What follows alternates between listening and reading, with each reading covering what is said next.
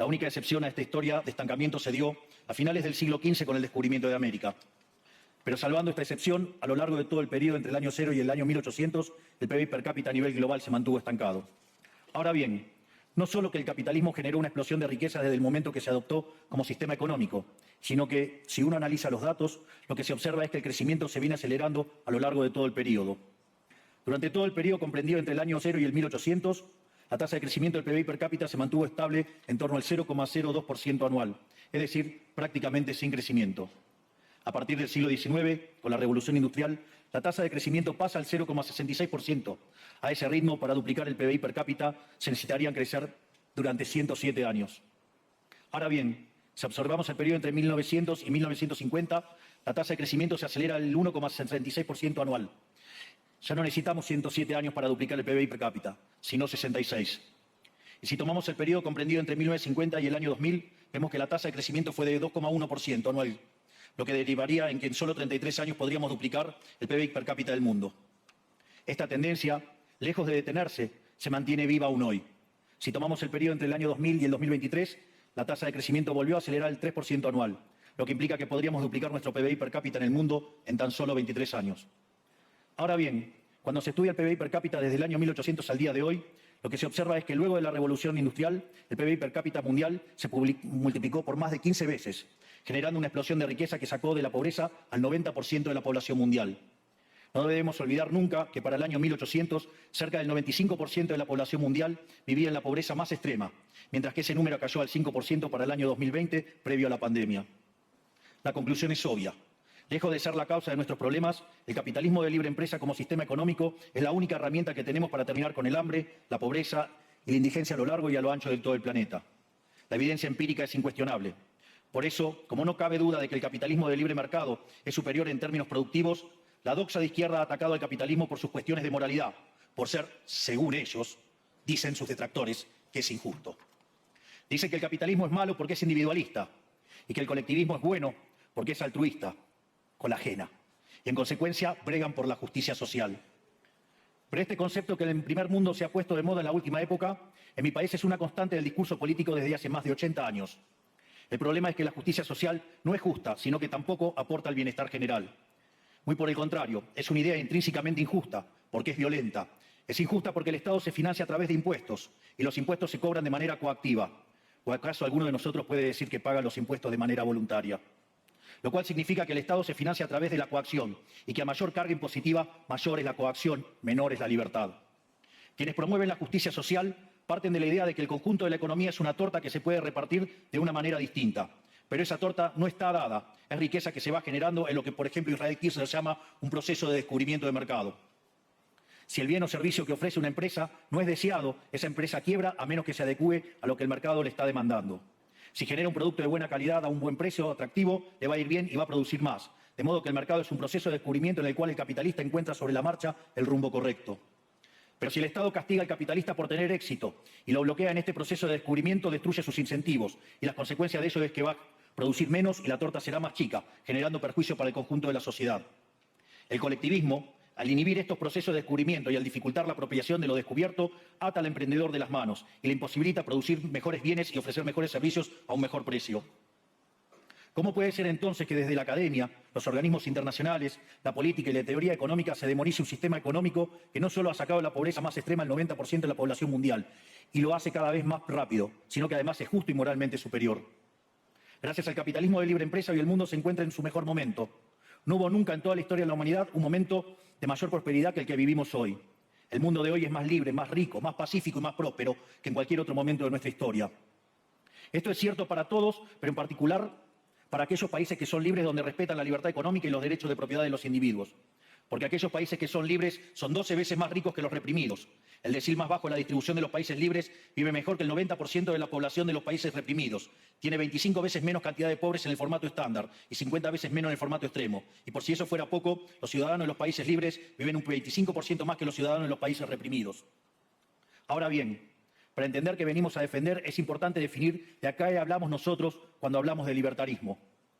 Para definirlo, retomo las palabras del máximo prócer de las ideas de la libertad de Argentina, el profesor Alberto Venegas Lynch, dijo que dice: el libertarismo es el respeto irrestricto del proyecto de vida del prójimo, basado en el principio de no agresión y en defensa del derecho a la vida, a la libertad y a la propiedad, cuyas instituciones fundamentales son la propiedad privada, los mercados libres de intervención estatal, la libre competencia, la división del trabajo y la cooperación social, donde solo se puede ser exitoso sirviendo al prójimo con bienes de mejor calidad a un mejor precio.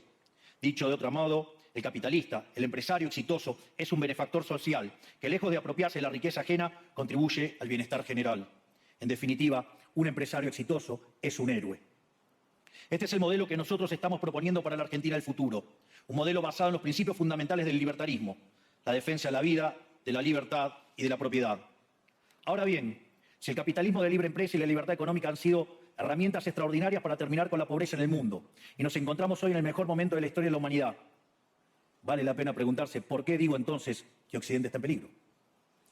Digo que Occidente está en peligro justamente porque en aquellos países que deberíamos defender los valores del libre mercado, la propiedad privada y las demás instituciones del libertarismo, sectores del establishment político y económico, algunos por errores en su marco teórico y otros por ambición de poder, están socavando los fundamentos del libertarismo, abriéndole las puertas al socialismo y condenándonos potencialmente a la pobreza, a la miseria y el estancamiento. Porque nunca debe olvidarse que el socialismo es siempre y en todo lugar un fenómeno empobrecedor, que fracasó en todos los países que se intentó. Fue un fracaso en lo económico, fue un fracaso en lo social, fue un fracaso en lo cultural y además asesinó a más de 100 millones de seres humanos. El problema esencial de Occidente hoy es que no solo debemos enfrentarnos a quienes, aún luego de la caída del muro y la evidencia empírica abrumadora, siguen bregando por el socialismo empobrecedor, sino también a nuestros propios líderes, pensadores y académicos que, amparados en un marco teórico equivocado, socavan los fundamentos del sistema que nos ha dado la mayor expansión de riqueza y prosperidad de nuestra historia.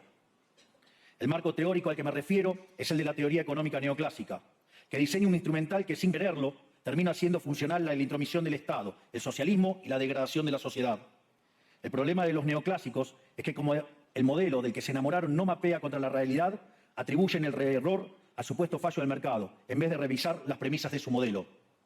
Sobre pretexto de un supuesto fallo de mercado, se introducen regulaciones, que lo único que generan es distorsiones al sistema de precios que impiden el cálculo económico y, en consecuencia, el ahorro, la inversión y el crecimiento. Este problema radica esencialmente en que ni siquiera los economistas supuestamente libertarios comprenden qué es el mercado, ya que si se comprendiera, se vería rápidamente que es imposible que exista algo así como un fallo de mercado. El mercado no es una mera descripción gráfica de una curva de oferta y otra de demanda en un gráfico. El mercado es un mecanismo de cooperación social donde se intercambian voluntariamente derechos de propiedad. Por lo tanto, dada esta definición, hablar de fallo de mercado es un oxímoron. No existe el fallo de mercados. Si las transacciones son voluntarias, el único contexto en el que puede haber un fallo de mercado es si hay coacción. Y el único con la capacidad de coaccionar de manera generalizada es el Estado, que tiene el monopolio de la violencia. En consecuencia, si alguien considera que hay un fallo de mercado, les recomendaría que revisen si hay intervención estatal en el medio. Y si encuentran que no hay intervención estatal en el medio, les sugiero que hagan de nuevo el análisis porque definitivamente está mal. Los fallos de mercado no existen. Un ejemplo de los supuestos fallos de mercado que describen los neoclásicos son las estructuras concentradas de la economía. Sin embargo, sin funciones que presenten rendimientos crecientes a escala, cuya contrapartida son las estructuras concentradas de la economía, no podríamos explicar el crecimiento económico desde el año 1800 hasta hoy. Fíjense qué interesante. Desde el año 1800 en adelante, con la población multiplicándose más de 8 o 9 veces, el producto per cápita creció más de 15 veces. Es decir, existen rendimientos crecientes. Eso llevó la pobreza extrema del 95% al 5%. Sin embargo, esas presencias de rendimientos crecientes implican estructuras concentradas, lo que se llamaría, por ejemplo, un monopolio. ¿Cómo puede ser que algo que haya generado tanto bienestar para la teoría neoclásica, eso es un fallo de mercado? Economistas neoclásicos, salgan de la caja. Cuando el modelo falla, no hay que enojarse con la realidad, hay que enojarse con el modelo y cambiarlo. El dilema que enfrenta el modelo neoclásico es que dicen querer perfeccionar el funcionamiento del mercado atacando lo que ellos consideran fallos, pero al hacerlo no solo abren las puertas del socialismo, sino que atentan contra el crecimiento económico. Ejemplo, regular monopolios, destruirle las ganancias y destrozar los rendimientos crecientes, automáticamente destruiría el crecimiento económico. Dicho de otro modo, cada vez que ustedes quieran hacer una corrección de un supuesto fallo de mercado, inexorablemente, por desconocer lo que es el mercado o por haberse enamorado de un modelo fallido, están abriendo las puertas al socialismo y están condenando a la gente a la pobreza. Sin embargo, frente a la demostración teórica de que la intervención del Estado es perjudicial, la evidencia empírica de que fracasó porque no podía ser de otra manera, la solución que propondrán los colectivistas no es mayor libertad, sino que es mayor regulación, generando una espiral descendente de regulaciones hasta que todos seamos más pobres y a la vida de todos nosotros dependa de un burócrata sentado en una oficina de lujo. Dado el estrepitoso fracaso de los modelos colectivistas y los innegables avances del mundo libre, los socialistas se vieron forzados a cambiar su agenda. Dejaron atrás la lucha de clases basada en el sistema económico para reemplazarla por otros supuestos conflictos sociales igual de nocivos para la vida en comunidad y para el crecimiento económico. La primera de estas nuevas batallas fue la pelea ridícula y antinatural entre el hombre y la mujer. El libertarismo ya establece la igualdad entre los sexos. La piedra fundacional de nuestro credo dice que todos los hombres somos creados iguales, que todos tenemos los mismos derechos inalienables otorgados por el Creador, entre los que se encuentran la vida, la libertad y la propiedad. En lo único que devino esta agenda del feminismo radical es en mayor intervención del Estado para entorpecer el proceso económico, darle trabajo a burócratas que no le aportaron nada a la sociedad, sea en formato de ministerios de la mujer o organismos internacionales dedicados a promover esta agenda. Otro de los conflictos que los socialistas plantean es del hombre contra la naturaleza. Sostienen que los seres humanos dañamos el planeta y que debe ser protegido a toda costa, incluso llegando a abogar por mecanismos de control poblacional o en la agenda sangrienta del aborto. Lamentablemente, estas ideas nocivas han pregnado fuertemente en nuestra sociedad. Los neomarxistas han sabido cooptar el sentido común de Occidente. Lograron esto gracias a la apropiación de los medios de comunicación, de la cultura, de las universidades y sí, también de los organismos internacionales. Este último caso es el más grave, tal vez, porque se trata de instituciones que tienen enorme influencia en las decisiones políticas y económicas de los países que integran esos organismos multilaterales. Por suerte, somos cada vez más los que nos atrevemos a levantar la voz, porque vemos que si no combatimos frontalmente estas ideas, el único destino posible es que cada vez vamos a tener más Estado, más regulación, más socialismo, más pobreza, menos libertad y, en consecuencia, peor nivel de vida.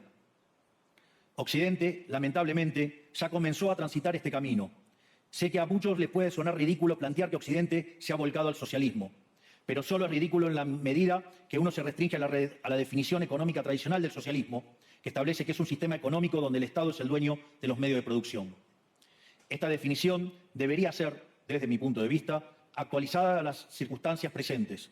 Hoy los Estados no necesitan controlar directamente los medios de producción para controlar cada aspecto de la vida de los individuos. Con herramientas como la emisión monetaria, el endeudamiento, los subsidios, el control de la tasa de interés, los controles de precios y las regulaciones para corregir los supuestos fallos de mercado, pueden controlar los destinos de millones de seres humanos. Así es como llegamos al punto en el que, con distintos nombres o formas, buenas partes de las ofertas políticas generalmente aceptadas en la mayoría de los países de Occidente son variantes colectivistas. Ya sea que se declamen abiertamente comunistas, fascistas, nazis, socialistas, socialdemócratas, nacionalsocialistas, demócratas cristianos, keynesianos, neokeynesianos, progresistas, populistas, nacionalistas o globalistas. En el fondo, no hay diferencias sustantivas. Todos sostienen que el Estado debe dirigir todos los aspectos de la vida de los individuos. Todas definen un modelo contrario al que llevó a la humanidad al progreso más espectacular de su historia. Nosotros venimos hoy aquí a invitar a los demás países de Occidente a que retomemos el camino de la prosperidad. La libertad económica, el gobierno limitado y el respeto irrestricto de la propiedad privada son elementos esenciales para el crecimiento económico. Este fenómeno de empobrecimiento que produce el colectivismo no es una fantasía, ni tampoco fatalismo. Es una realidad que los argentinos conocemos muy bien desde hace por lo menos 100 años.